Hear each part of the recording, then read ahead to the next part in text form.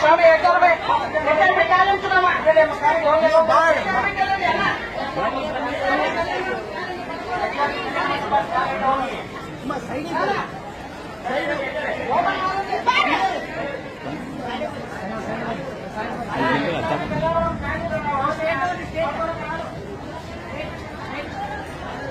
ಅನ್ನಪೂರ್ಣೇಶ್ವರಿ ಭೋಜನ ಶಾಲೆ ಪಕ್ಕದಲ್ಲಿ ಅನ್ನಪೂರ್ಣೇಶ್ವರಿ ಭೋಜನ ಪಕ್ಕದಲ್ಲಿ ಬರ್ರಿ.